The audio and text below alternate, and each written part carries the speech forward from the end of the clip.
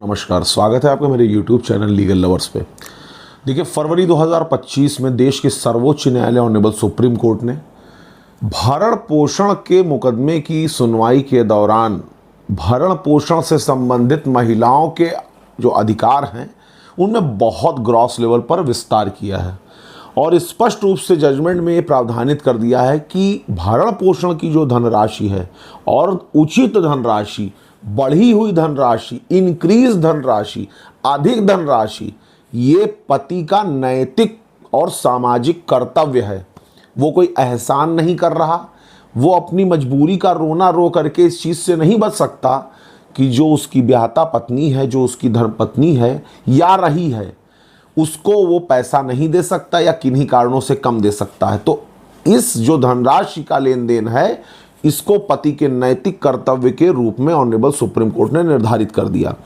आप लोगों को कुछ फैक्ट्स के माध्यम से जो स्टेटेड किए गए हैं ऑनरेबल सुप्रीम कोर्ट और हाई कोर्ट के द्वारा, मैं आप लोगों को ये चीज़ बताने का प्रयास करूंगा कि और कौन कौन सी नई चीज़ें अब भरण पोषण के कानून से संबंधित महिलाओं के हित के लिए प्रावधानित की गई हैं, जिसका लाभ अब आने वाले समय में हमारी माताओं को, बहनों को, बेटियों को मिलेगा। मैं आपको बता दूं कि ऑनरेबल सुप्रीम कोर्ट ने फरवरी 2025 में ये चीज़ निर्धारित कर दी है कि महिलाओं की आर्थिक निर्भरता को ध्यान में रखते हुए ही अब भरण पोषण की धनराशि का निर्धारण किया जाना चाहिए। और ऑनरेबल सुप्रीम कोर्ट ने एक अहम फैसले में एक तलाकशुदा स्त्री को 1.25 करोड़ रुपीस यानी कि 1.25 करोड़ रुपए की धनराशि प्रदान किए जाने का फैसला सुनाते हुए भरण पोषण की धनराशि जो बहुत अधिक अमाउंट की है उसको दिए जाने का एक पैरामीटर सेट कर दिया। 1.25 करोड़ रुपए की धनराशि उस स्त्री के पक्ष में निर्धारित कर दी ऑनरेबल सुप्रीम कोर्ट ने अपने जजमेंट के थ्रू। आपको मैं ये बता दूं कि माता पिता और वृद्ध जनों के लिए भी भरण पोषण से संबंधित एक बिल संसद में इस वक्त प्रस्तावित है। 2019 से वो पेंडिंग है, वो अभी भी प्रस्तावित है। उसके पास होने के बाद चाहे वो माता पिता हो, चाहे वो वृद्ध व्यक्ति हो, उनको भी भरण पोषण का मुकदमा करने का और उसके अंतर्गत भरण पोषण की धनराशि प्राप्त करने का अधिकार प्राप्त हो जाएगा, जो कि इन लोगों के कल्याण से संबंधित एक बिल है। और अधिकतम सीमा हटाने और ट्रिब्यूनल के फैसले के खिलाफ अपील जो है उसके भी पैरामीटर्स इस बिल के माध्यम से सेट किए गए हैं। आपको मैं ये भी जानकारी दे दूं कि 2024 और 25 के बीच जो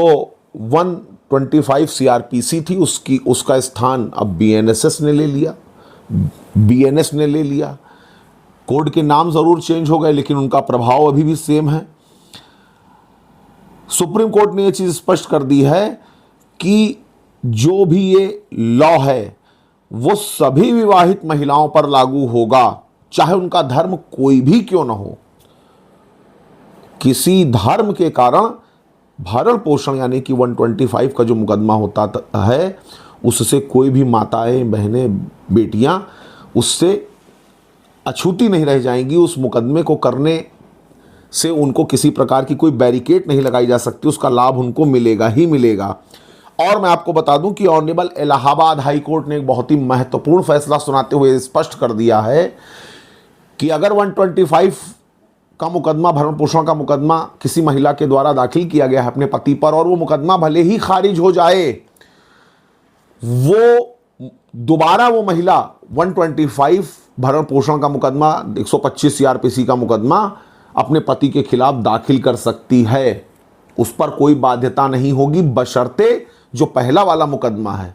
उसको किसी प्रकार से कोई कानूनी चुनौती उच्च न्यायालय में न दी गई हो, यानी कि ऊपर की अदालत में उसको किसी प्रकार की चुनौती, जो पुराना वाला जो ऑर्डर हुआ था, जो जजमेंट हुआ था, जो खारिज हो गया था, उसको किसी प्रकार की कोई चुनौती न दी गई हो। अगर वो पेंडिंग नहीं है तो नया केस दाखिल करने पर किसी प्रकार की कोई भी बैरिकेड्स नहीं है। आपको मैं ये भी बता दूं कि 125 सबसेक्शन 3,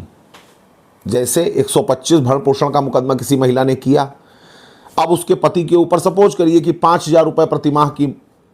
जो भरण पोषण की धनराशि है वो निर्धारित की गई कि उसको देना है महिला को, वो नहीं दे रहा है,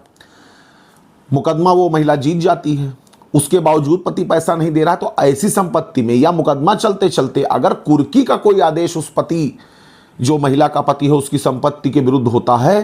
तो ये नियम है कि केवल चल संपत्ति ही कुर्क की जा सकती है। अभी इसमें संशोधन की आवश्यकता बनी हुई है, क्योंकि जाहिर सी बात है कि अगर उसकी प्रॉपर्टीज अटैच नहीं होंगी तो कई लोग जिद में ज़बरदस्ती में भरण पोषण की धनराशि देने से बचते हैं। और आपको यह भी बता दें कि पत्नी की ओर से वैवाहिक अधिकारों की पुनर्स्थापना का आदेश का पालन भी अगर नहीं किया गया है, जैसे अगर पति ने सेक्शन 9 का मुकदमा दाखिल किया हिंदू मैरिज एक्ट का, उससे संबंधित वीडियो मेरे चैनल पे आप लोगों को मिल जाएगी, और उस वैवाहिक अधिकारों के पुनर्स्थापना यानी कि जो आपको लेमैन लैंग्वेज में जो सुनने में आता है कि विदाई का मुकदमा अगर पति ने दाखिल किया और उसके बावजूद पत्नी वापस आकर अपने पत्नी धर्म का पालन भले ही उसने न किया हो, तो भी 125 सीआरपीसी के भरण पोषण के मुकदमे को करने से उस महिला को नहीं रोका जा सकता, और ना ही भरण पोषण की धनराशि की प्राप्ति में ऐसा कोई मामला बाधक होगा। तो ये जो लेटेस्ट जो जजमेंट्स थे, उनके जो सार थे, उनके जो अवयव थे, उनके जो इंग्रेडिएंट्स थे, वो मैंने आप लोगों के बीच शेयर किया। ऐसे ही बने रहिए हमारे यूट्यूब चैनल लीगल लवर्स पे, प्यार देते रहिए दोस्तों। नमस्कार, धन्यवाद।